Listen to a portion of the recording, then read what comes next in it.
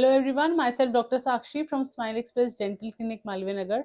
तो आपने अभी रिसेंटली देखा होगा मेरा एक शॉर्ट मैंने वीडियो बनाया है about ageing of your teeth, कि कैसे पता चले कि आपकी टीथ एंड गम्स एज हो रहे हैं। तो उसके बारे में थोड़ा सा एक्सप्लेन करते हैं और उसका ट्रीटमेंट बताते हैं।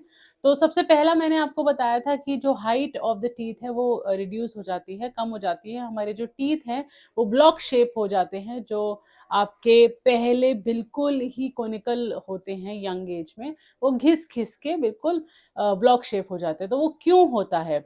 एजिंग के साथ क्या होता है, हमारे दांत घिस जाते हैं। कैसे? या तो नाइट ग्राइंडिंग से, या बहुत लोगों को जैसे गुस्सा ज़्यादा आता है तो हम दांत पीछते हैं एक दूसरे से, जो हम लेमन टर्म में कहते हैं। बहुत लोग रात को पूरी रात नाइट ग्राइंडिंग करते हैं, तो उससे भी हो जाता है। ठीक है, तो ये सारी चीज़ें हैं। ये इसके लिए हमें क्या ट्रीटमेंट करना है? एक नाइट गार्ड होता है। तो जैसे आपको फोटोग्राफ में ये एक प्लेट दिख रही है, ये एक नाइट गार्ड है जो हम ऊपर वाले दांतों में और नीचे वाले दांतों के बीच में एक बैरियर बना देता है। दोनों आंच में लगाने की जरूरत नहीं है, एक में भी करेंगे तो भी इट्स सफिशिएंट। ठीक है, तो वो एक नाइट गार्ड से क्या होता है, दोनों के बीच में बैरियर हो जाता है और हमारा ये प्रॉब्लम सॉल्व हो जाता है। और एजिंग ऐसा नहीं होगा, होगा बहुत कम होगा, लाइक मिनिमम होगा। ठीक है।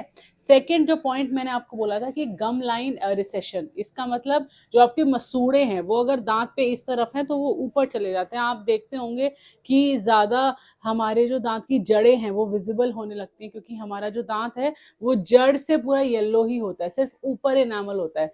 तो पेशेंट कहता है कि अरे मेरे दांत तो येलो हो गए, वो एक्चुअली होते नहीं हैं।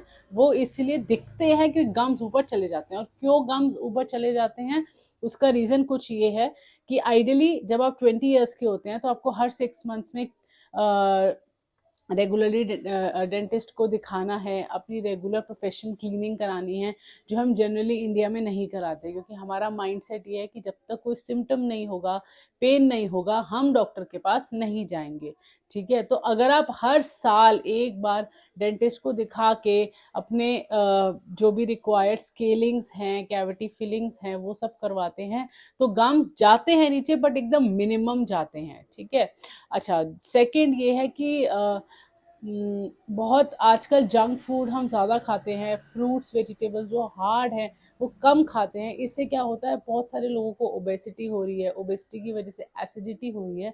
पर हम ध्यान दें या ना दें, उसका ओरल कैविटी पे असर आता है।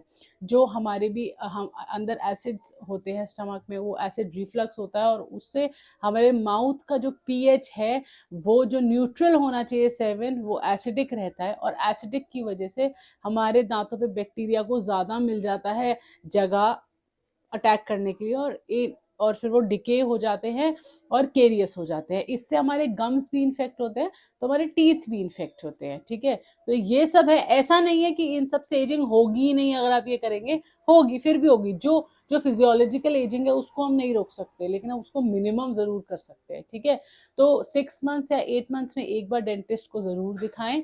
सॉफ्ट टूथब्रश यूज करें, twice brushing and 1 mouth wash, regular mouth wash अपने रिजीम में डालें, दैट इज नॉन अल्कोहलिक, क्योंकि अल्कोहलिक माउथ वॉश यूज करेंगे तो ज़्यादा दांत खराब होंगे।